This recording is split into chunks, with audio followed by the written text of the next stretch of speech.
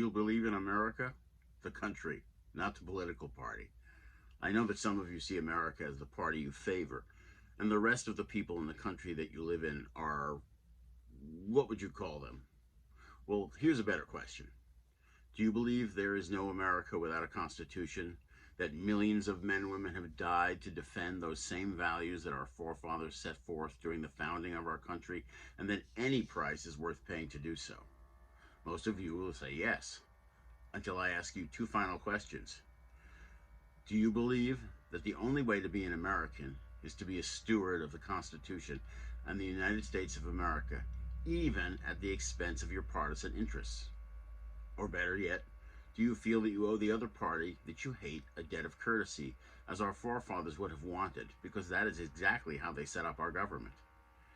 If your answer is no, I will make a suggestion that will offend you as much as the behavior of Nancy Pelosi or Donald Trump, depending on what side of the aisle you claim. The suggestion is that, based on the questions I've asked above, you're not an American. Why? Because all that America ever was and ever will be is an attempt to leave behind anger, power-mongering, and kicking someone else's ass.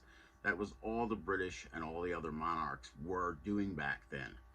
Our forefathers asked us to support a nation where hate and anger didn't rule. Now, of course, you think that Nancy Pelosi or Donald Trump are true Americans because they represent what you like, if you like that side of the aisle. Yes, Nancy Pelosi, with her childishly ripped speech and the anger she said she wouldn't exercise against Trump and then did, and Trump with his disrespect for human beings and the Constitution. Well, what is important to note is that the Founding Fathers had no tolerance for either Pelosi's or Trump's behavior. George Washington, do you believe you can ignore that name? He was emphatic that a two-party system was a cancer in the new vision of government that didn't include power plays, dictators, or partisan theater. He felt that one party or the other would find a way to gain some advantage over the other party, and that would be the end of America. I'm sure it reminded him too much of the nasty monarchs like King George that brought about the revolution in the first place.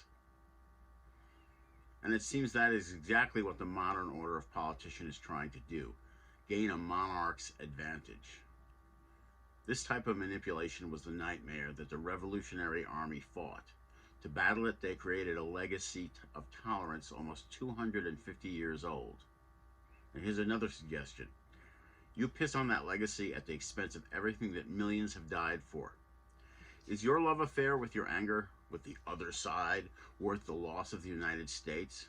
Or maybe you think your anger is a way of defending the United States. Have you considered that your desire for power is something like that of King George during the Revolution? Or do you feel that your need to find an enemy is pure and moral? I figure that King George must have felt the same way. Let me ask you another question. Is either side of the aisle going anywhere? Is it even vaguely possible that one side would disappear? So what would be the outcome of the partisan battle we find ourselves in? Endless, painful, worthless anger. A conflict that doesn't end. And a conflict that our forefathers did everything in their power to prevent. And that's a tragedy. It is not America.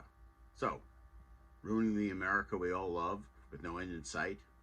Can you live with that? Do you love your anger that much? Are you an American? If you are, you may need to consider that both sides of the aisle are responsible for protecting the legacy of our forefathers and us as a nation. Or is it better to act like schoolyard bullies, bringing about disastrous results? When we lose our United States, your life is in shambles, and we're all speaking Russian, you may regret all of this, and it will be too late for you to do anything about it. And all of those that loved anger and partisanship more than America will be judged by history as the people who ended the United States of America. Read about what your forefathers had in mind. Save your country, because what is being taken from us is being taken from the Rust Belt, Wall Street, and everyone in between. Thank you for listening.